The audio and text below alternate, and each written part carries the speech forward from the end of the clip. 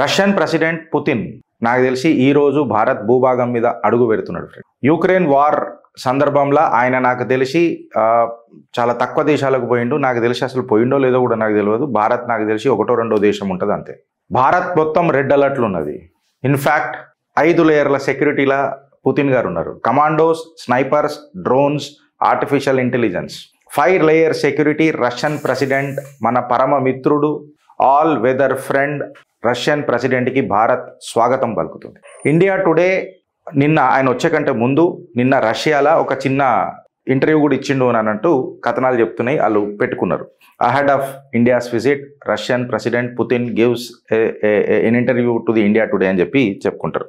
ఈ విజిట్ ప్రాధాన్యత ఏముంటుంది, ఈ విజిట్ ఎవడెవడికి ఏమేమి నీరు గారిపిస్తుంది, ఎవడెవడి గుండెలు కరిగిపోతాయి, ఎవడెవడికి బీపీ రేజ్ అవుతాయి, షుగర్ లెవెల్ పెరిగిపోతాయి, దిల్ కా దౌరా కిస్కా బడ్ జాతా హై.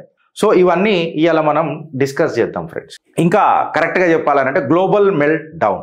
పుతిన్ ఇంకా మోదీ కలిసిండ్రు అని అంటే one of the powerful the president and the powerful prime minister of the world. నాకు ట్రంప్ గింపు ఏం లేదు. మన భారత్లో భారతీయుడేరా భయ్, ఎవడని ఉండను. మన భారత్కి ఎవడైతే దోస్తుంటాడో వాడు పవర్ఫుల్, వాడు super. And this is a fact today. ఎట్లా ఫ్యాక్టో ఈరోజు మనం డిసైడ్ చేస్తాం. డే బై డే కాలం వడిలో డే బై డే పయనించే షిప్పే ఫ్రెండ్షిప్ అని అంటారు కదా. So let us start the చిట్టా. పుతిన్ విజిట్ ఇండియాకు వస్తున్నాడు. జియోపాలిటిక్స్, స్ట్రాటజీ, ఇంకా డీప్ స్టేట్ డిస్ట్రప్షన్స్ ఎన్నైతే ఒకసారి మీరు చూడండి ఫ్రెండ్స్. పుతిన్ భారత్కు వస్తున్నాడు అని అంటే ఒక గ్లోబల్ పవర్ ఈక్వేషన్ మారుతుంది. భారత్ యొక్క రైస్, రష్యా పార్ట్నర్షిప్, ఇంకా వెస్టర్న్ కంట్రీస్లా ఛాతీ చోక్ అవుతుంది చూడు, వెస్టర్న్ డిస్కంఫర్ట్ అంటాం కదా మనం.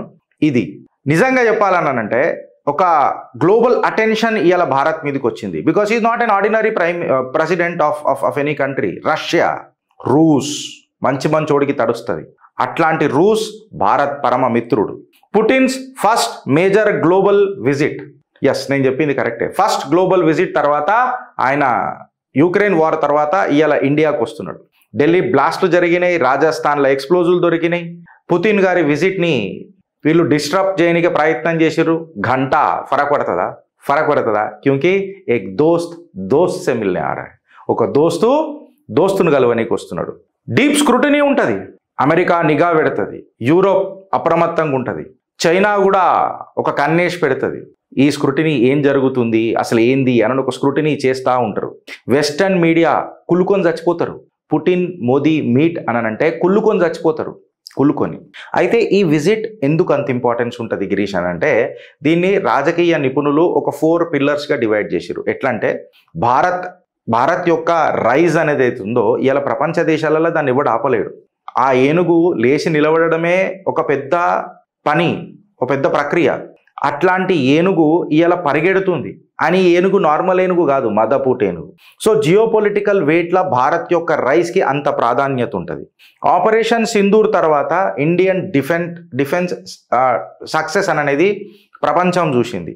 యుఎస్ టారిఫ్ వార్ నువ్వు 50% పెట్టుకో, 500% పెట్టుకో, నీ అయ్యకు పెట్టుకో, ఎవడికన్నా పెట్టుకో, నాకు గంట కూడా ఫరక్ పడదు.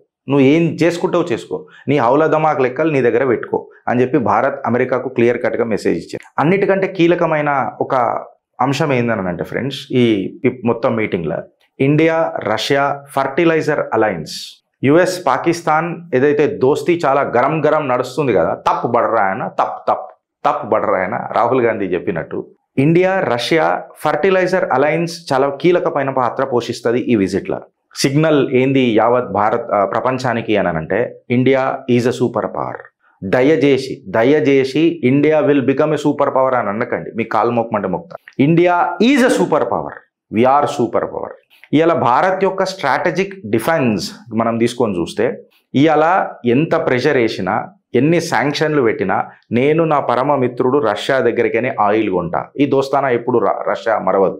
నిజంగా కరెక్ట్గా చెప్పాలంటే వెస్టర్న్ ప్రెషర్ని కూడా, అమెరికన్ ప్రెషర్ని కూడా భారత్ పక్కకు పెట్టేసింది. నాన్ శాంక్షన్ యూనిట్స్ ఏమైనా పెట్టుకోరా బచ్చల్ పక్కకు పెట్టు అని చెప్పి సీదా పోయింది. S-400 సక్సెస్ ఏందో మనం ఆపరేషన్ సింధూర్లో చూసినాం. ఇప్పుడు భారత్ S-500 వైపు అడుగులేస్తుంది. సుఖోయి 57 జాయింట్ వెంచర్ అయితే దీని టైమ్ లైన్స్ జర ఎక్కువ పోతున్నాయి అని చెప్పి మేబీ తీసుకోవచ్చు, తీసుకోకపోవచ్చు.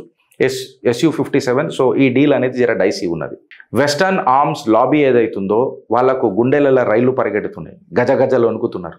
ఇక ఇలా కాళ్ళకు గజ్జలు కట్టి ఆడిపిస్తారు, గజ్జలాట, గలగల గజ్జలాట అంటాం కదా, వెస్టర్న్ లాబీ అట్లా ఆడుతున్నారు.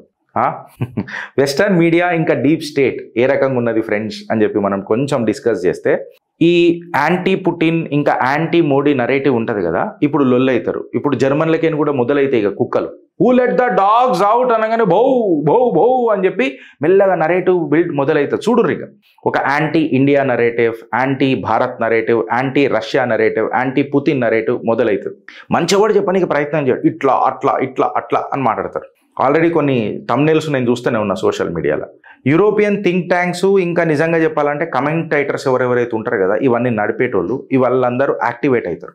ఆర్మ్స్, ఆయిల్, ఫార్మా లాబీస్ ఏవైతే ఉంటాయో వాళ్ళన్నీ అప్రమత్తంగా ఉంటారు. ఇన్ఫ్యాక్ట్ చెప్పాలంటే మొబిలైజ్ అవుతారు.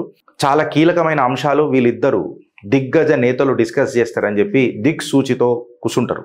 భయం కూడా ఉంటుంది ప్రపంచానికి. ఏందనంటే భారత్ ఇండిపెండెంట్ అయిపోతుంది, ఈ వెస్టర్న్ కంట్రోల్ నుంచి భారత్ ఇండిపెండెంట్ అయిపోతుంది కాదు, అయిపోయింది. ఏనాడు అయిపోయింది తెలుసా?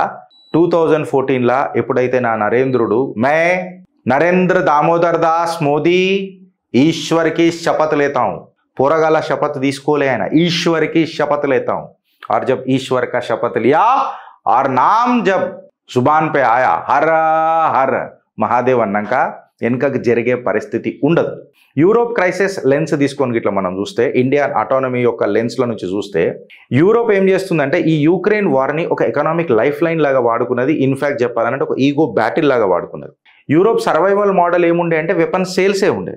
కాకపోతే ఈ వెస్టర్న్ ఫ్రేమింగ్కి, వెస్టర్న్ ఫార్మింగ్ ఏదైతే ఉండదు, ఆర్మ్స్ ఫార్మింగ్కి వ్యవసాయం ఉండే కదా వీళ్ళది, ఆయుధాల వ్యవసాయం.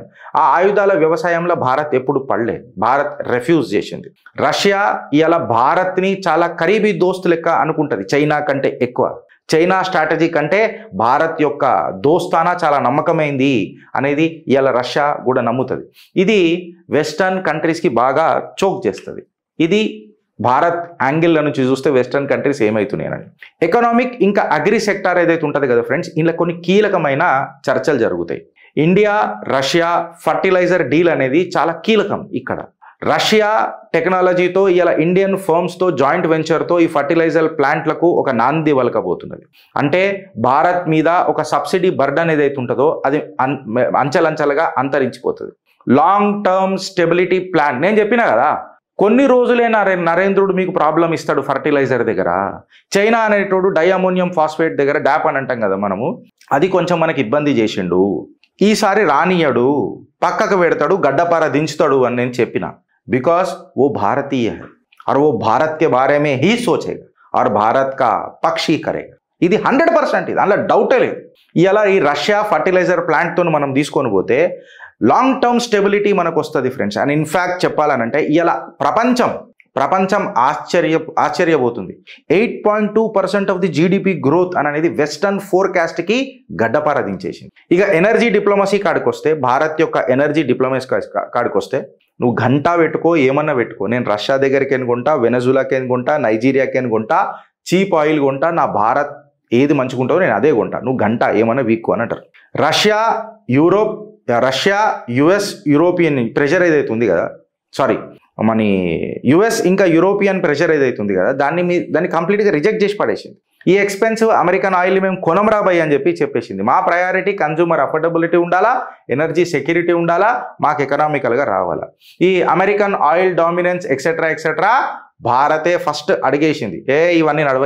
ఇవన్నీ నడవైరా భయ్, వెనకటికి నడిచినాయి, ఈ కాకమ్మ కబులు అన్ని వెనకటికి చెప్పురు, మీరు ఇప్పుడు కుదరాయి అని చెప్పి క్లియర్ కట్గా చెప్పిండ్రు. ఫ్రెండ్స్ ఇంకొకటి మీరు అబ్జర్వ్ చేస్తుండ్రో లేదో, ఒకసారి జర డాట్స్ కనెక్ట్ చేయండి దయచేసి. ఇండియా ఇవాళ ఒక పాసిబుల్ పవర్ పీస్ బ్రోకర్ కూడా అవుతుంది.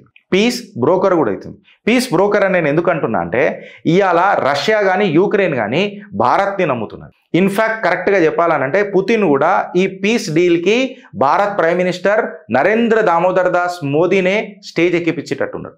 ఇది ఖచ్చితంగా ట్రంప్కి బగబగ మండి ఏడేడనో కాలిపోతుంది. ట్రంప్కి టారిఫ్ తాత ఖచ్చితంగా ఇప్పుడు ఏం చేస్తాడు తెలుసా, పాకిస్తాన్ని మూతి మీద దంతాడు, ముడి మీద దాన్ని యూక్రెయిన్ని పట్టుకుంటాడు. ఎందుకంటే రష్యా ఇండియా దగ్గర అయిపోయి ఆ పీస్ డీల్ అనేది ఇండియాకి వచ్చింది అనుకో, యూక్రెయిన్ కూడా కొంచెం భారత్ సైడ్ షిఫ్ట్ అయ్యేటట్టు ఉంటుంది. అప్పుడు ఇది పెద్దగా అవుతుందిరా భయ్ అని చెప్పి ఖచ్చితంగా ఈ ఈగో బ్యాటిల్ ఉండే కదా అమెరికా వాడిది ఇప్పటిదాకా నడిచిన ఆర్మ్స్ డీల్ అని ఉండే కదా, అది ఖచ్చితంగా గడ్డపరబడుతుంది.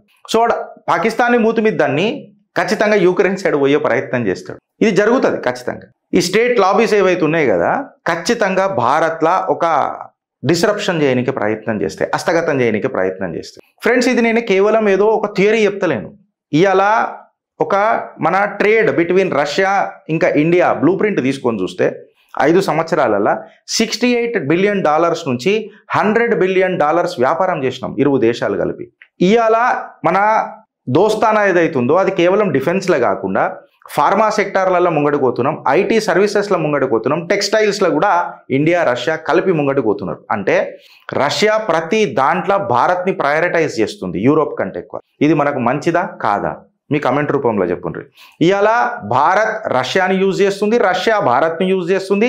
ఈ టారిఫ్ వరల్డ్కి ఏదైతుందో గడ్డపారదించుతుంది. అమెరికన్ ఫార్మా లాబీస్ మనకు అందరికీ తెలుసు, ఈ మార్కెట్ ఆయిల్ మోనోపోలీస్ మన అందరికీ తెలుసు. ఈ రష్యా ఇండియా ఫార్మ్ టైఅప్స్ అయినాయి అని అంటే అమెరికన్ డ్రగ్ మోనోపోలీకి సీదా చెక్ పడుతుంది. రష్యా ఇండియన్ ఆయిల్ లాజిస్టిక్స్ ఏదైతుందో అది వెస్టర్న్ కంట్రోల్కి నిజంగా నిద్ర పట్టకుండా చేస్తున్నాయి.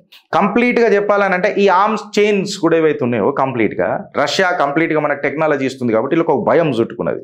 ఇలా ఇండియా కూడా వెస్టర్న్ మోనోపోలీని రిజెక్ట్ చేసింది. భారత్ ఏమంటుందంటే, నువ్వు నాకు ఏదైనా టెక్నాలజీ ఇవ్వాలంటే నాకు ఫుల్ టెక్నాలజీ ట్రాన్స్ఫర్ కావాలి, నా లోకల్లో మ్యానుఫ్యాక్చర్ కావాలా, నా భారత్లో మ్యానుఫ్యాక్చర్ కావాలా, నేను ఆత్మనిర్భర్ కావాలా, నాకు స్ట్రాటజిక్ అటానమీ కావాలా. నేను నీ దగ్గర ప్లేన్ కొంటా, జెట్ ప్లేన్ కొంటా, ఇదే మిజైల్ పెట్టాలంటే నడవదు, నాకు కంప్లీట్ సోర్స్ కోడ్లతో కావాలా. ఆపరేషన్ సింధూర్లో అడిగలే. తర్వాత మన జెట్ ఇంజన్లు మనం తయారు చేద్దాం, అందేంది అడిగేది.